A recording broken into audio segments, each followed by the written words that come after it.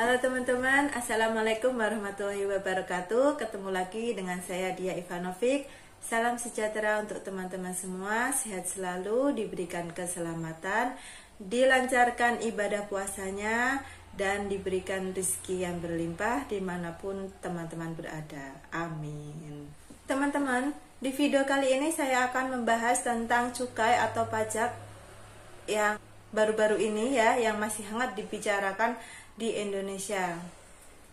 Apa itu videonya? Mari kita lihat bersama-sama. Pemirsa, aturan masa berlaku STNK menjadi perhatian khusus bagi pengemudi kendaraan baik roda 2 maupun roda 4. Pasalnya, kendaraan yang tidak bayar pajak selama 2 tahun akan dikenai sanksi penghapusan.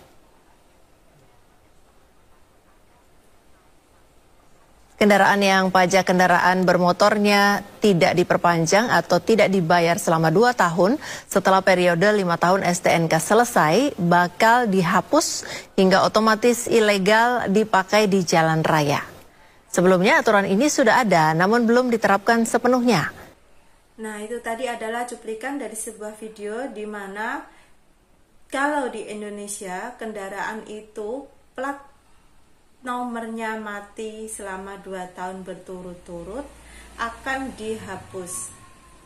Jadi kendaraan itu menjadi ilegal begitu.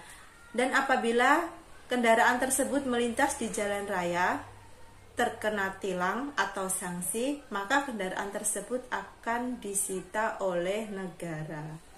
Saya ingin bertanya teman-teman, untuk di Malaysia apakah aturannya ada yang seperti itu teman-teman? Jika kendaraan itu mati dipakai di jalan langsung diangkut begitu? Atau bagaimana? Dan apakah di Malaysia pajaknya tidak dibayar? Itu pun akan dihapuskan data-datanya untuk pemilik kendaraan. Jadi kendaraan itu juga menjadi ilegal begitu. Bagaimana kalau di Malaysia ya teman-teman? Sebenarnya sayang sekali ya teman-teman, kalau kita telat bayar pajak, motor jadi mati, langsung disita. Karena kita beli juga pakai uang sendiri kan. Ini ada yang aneh teman-teman ya. Lucunya, ini kendaraan-kendaraan yang dimiliki oleh instansi pemerintah, yang dipakai oleh pegawai-pegawai negeri, malah mati gitu. Kan aneh sekali, lucu gitu ya teman-teman. Masyarakat harus taat pajak, sedangkan pemerintah sendiri tidak taat pajak. Bagaimana itu? Ini videonya.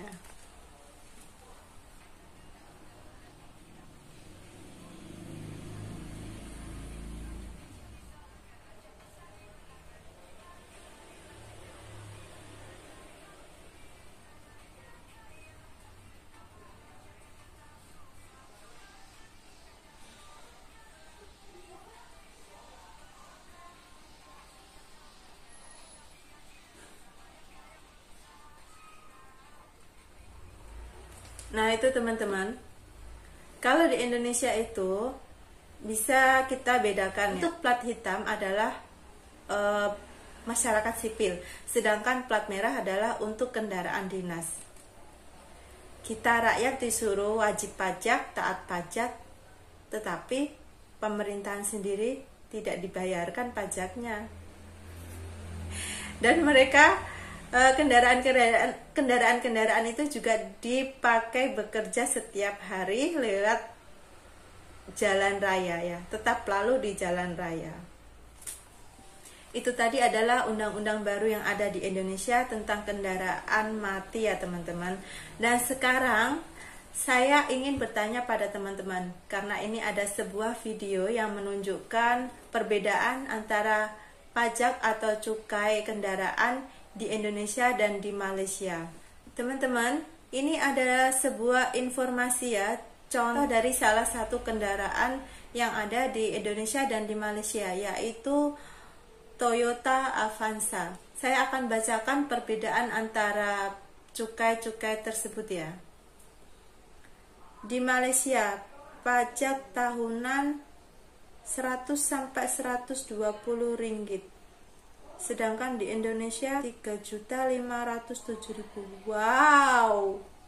Wow, bedanya jauh sekali. Kalau di Malaysia sekitar 370.000 sampai 444.000. Weh, di Malaysia nggak sampai 450.000 ya teman-teman untuk pajak tahunannya. Kalau di Indonesia gila 3.500.000 teman-teman. Ya Allah, kenapa bisa semurah itu di Malaysia untuk pajaknya ya teman-teman? Apa negara nggak rugi? Hah? Sedangkan di Indonesia saja yang sampai jutaan masih rugi loh teman-teman. Gak bisa berkata-kata aku. Saya nggak tahu ya informasi tentang ini. Baru kali ini saya mencari informasi dan saya itu sangat yakin sekali melihat nilai pajak kendaraannya ya. Dan ini teman-teman, dan buat saya kejut. Malaysia, perpanjangan plat nomor tidak ada. Di Indonesia, perpanjangan plat nomornya 5 tahun sekali. Jadi teman-teman, kalau di Indonesia itu setiap 5 tahun sekali kita akan berganti platnya ya. Kalau nomor kendaraannya tetap, tapi platnya kita harus ganti, ada masanya.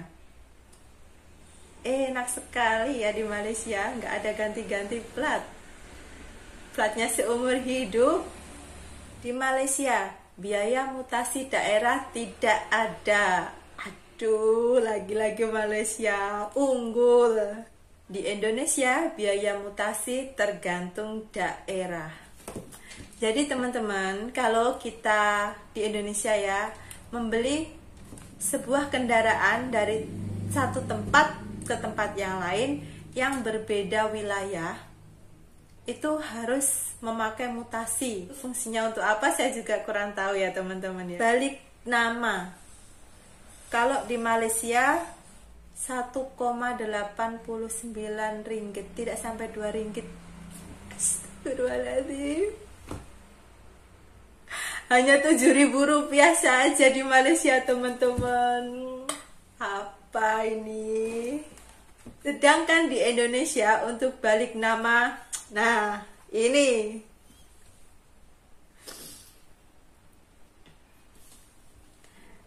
biaya penerbitan STNK baru 200.000, biaya penerbitan BPKB baru 375.000, dan lain-lain.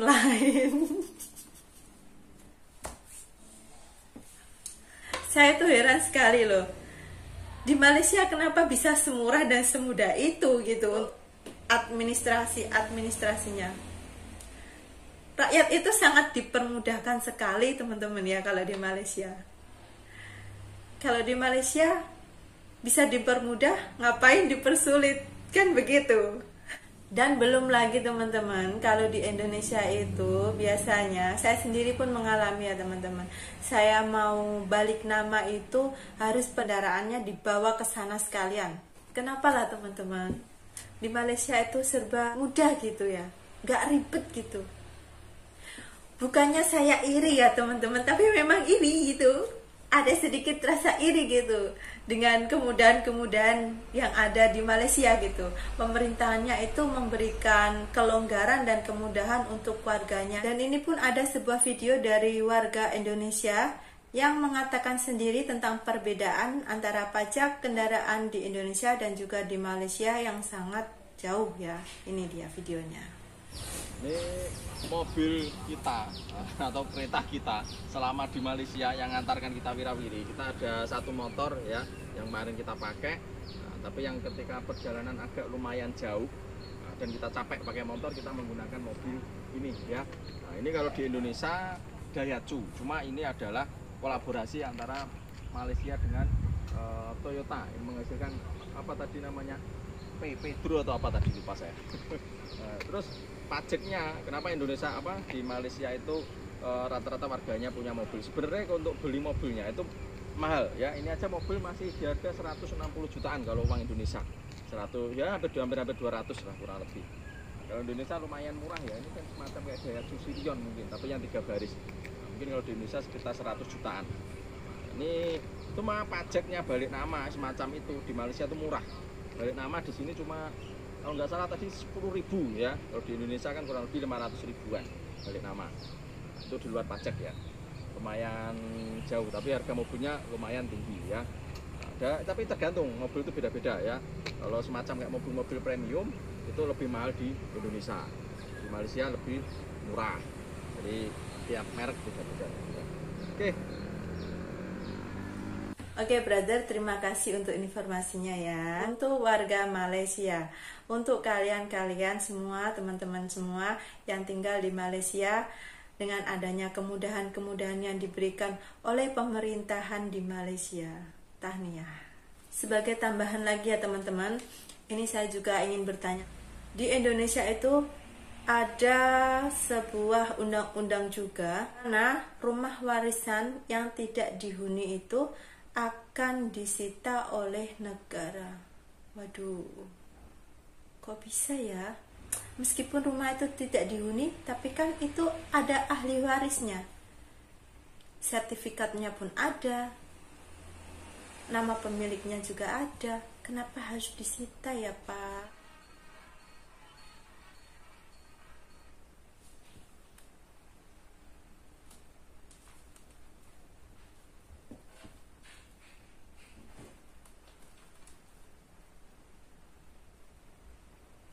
Nah, itu tadi sedikit informasi. Maaf ya teman-teman, saya harus compare untuk Indonesia dan juga Malaysia ya. Karena saya juga ingin tahu gitu, apa saja perbedaan-perbedaan yang ada di Malaysia dan juga di Indonesia. Boleh kan teman-teman kita compare ya, kita membandingkan sesuatu boleh ya, asal jangan menghina satu sama lain. Oke teman-teman, jika dalam penyampaian ini saya ada yang tidak benar ya, ada yang salah, saya mohon saran dan kritiknya dari teman-teman semua, komen di bawah ya teman-teman. Dan saya akhiri untuk video kali ini, apabila ada salah kata, salah kalimat dari awal sampai akhir, saya mohon maaf. Kita bertemu lagi di video berikutnya bersama saya Dia Ivanovic. Wassalamualaikum warahmatullahi wabarakatuh.